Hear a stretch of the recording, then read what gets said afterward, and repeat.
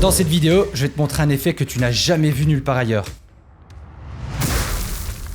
Bon d'accord, c'est vrai, je me suis un petit peu emballé. Je vais te guider pas à pas dans After Effects pour le réaliser facilement. Pour réaliser facilement l'effet, il faut que tu aies un plan statique. Donc utilise un trépied si tu dois filmer toi-même ou bien utilise une image de stock qui ne bouge pas. Pareil au niveau du mouvement de l'image. Si tu veux le plus simple possible, tu prends juste la partie bâtiment avec un ciel derrière, sans mouvement. Et vu que j'aime bien un petit peu compliquer les choses, dans ce tuto, je vais te montrer un plan avec du mouvement devant le building. Ce qu'on va d'abord faire, c'est faire disparaître le building. Pour ce faire, tu as deux choix. Soit tu passes directement par After Effects et tu fais un remplissage après le contenu, et je t'explique comment faire dans cette vidéo. Ou bien, pour avoir quelque chose de plus précis et plus qualitatif, on peut passer dans Photoshop. Tu vas te positionner au début de ton clip, et là tu vas aller dans Composition, enregistrer l'image chou, calque Photoshop.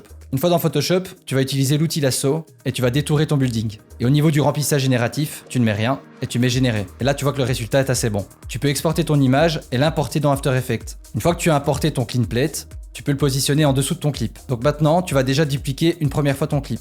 Sur ton clip du bas, tu vas créer un masque avec le pen tool autour du building. Une fois que c'est fait, tu vois que ton building a bien disparu. Maintenant, sur ton clip que tu as dupliqué, tu peux faire un clic droit, temps, et tu cliques sur geler l'image. À partir de là, on va pouvoir créer les morceaux du building. Renomme-la comme tu le souhaites pour t'organiser. Là, c'est toi qui décides, je te laisse faire. Et crée un premier masque. Au plus t'es précis, au plus beau sera l'effet. Une fois que tu as créé ton premier morceau, duplique-le simplement. Et tu vas aller repositionner ton masque pour effectuer un deuxième morceau. Et ainsi de suite.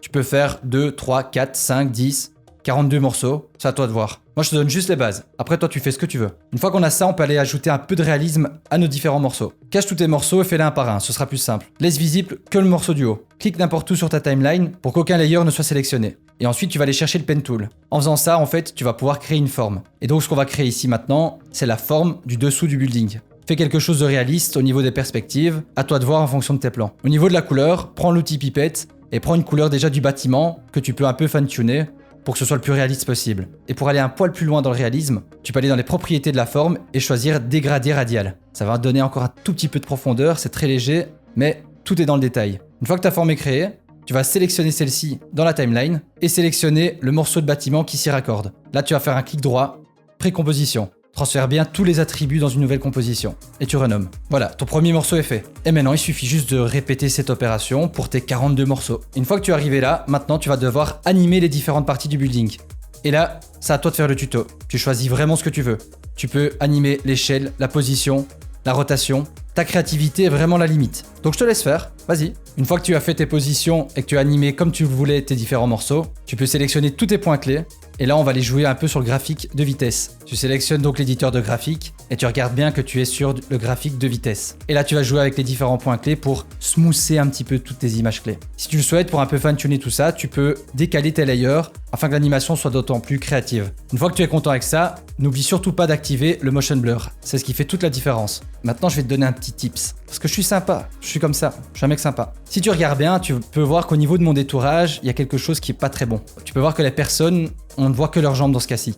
Et ça me dérange. Donc je vais te montrer la solution à ça. Tu vas voir, c'est super simple. Tu vas simplement reprendre ton clip de base, le réimporter dans ta timeline et le placer tout en haut. Ensuite, tu vas simplement le raccourcir pour qu'il démarre au moment où ton building se reforme. Alors oui, c'est vrai, je te l'accorde, c'est encore un peu moche. Mais regarde bien le tuto jusqu'au bout. Tu vas voir. On va aller rajouter un peu de tremblement dans l'image pour que ça paraisse plus naturel. Donc ce que tu peux faire, c'est créer un calque d'effet. Tu l'appelles Wiggle. Et là, tu vas aller chercher deux effets. L'effet transformation et l'effet paramètre de glissière, que tu vas mettre 2 fois sur ton calque d'effet. Ensuite, dans transformation, tu vas rester appuyé sur option Alt et cliquer sur le chronomètre d'image clé de position. Et là, tu vas entrer l'expression Wiggle, d'où le nom sur le calque d'effet. Tu me suis? Et là, tu vas les parenter sur le curseur du premier paramètre glissière. Mets une virgule, et là tu fais la même chose, mais tu vas parenter sur le curseur du deuxième paramètre glissière. Et là tu te mets à la hauteur du clip que je t'avais demandé de remettre, et t'actives les chronomètres d'image clé des deux curseurs. Tu développes le tout, et là tu recules tes deux points clés d'une ou deux images. Ensuite, positionne-toi à l'endroit où le bâtiment se reconstruit, et donc là où ton clip démarre,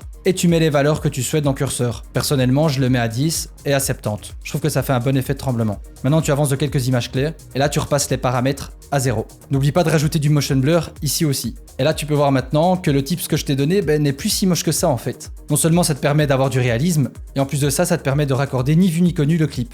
Donc, on est bon. Le problème maintenant, c'est qu'avec l'effet Wiggle et avec les valeurs qu'on a rentrées, tu peux voir maintenant qu'il y a des morceaux transparents dans le clip. Et donc, ce qu'on va devoir faire, c'est simplement zoomer dans l'image. Donc, tu peux tout sélectionner, faire une précomposition, transfère toujours tous les attributs dans une nouvelle composition. Et là, tu peux encore une fois jouer avec l'échelle et même la position pour donner un rendu qui te plaît et surtout pour pallier à ces bordures transparentes que tu peux voir à cause de l'effet wiggle. Maintenant, tu sais comment réaliser cet effet de tendance que tu as dû voir des milliers de fois sur les réseaux sociaux. Tu connais la base, mais à toi de te débrouiller pour un peu sortir du lot. D'ailleurs, dis-moi en commentaire si tu comptes utiliser cet effet dans ta prochaine vidéo. Si ce tuto t'a plu, n'oublie pas de liker et à t'abonner. C'était Mike et je te dis à la prochaine. Ciao!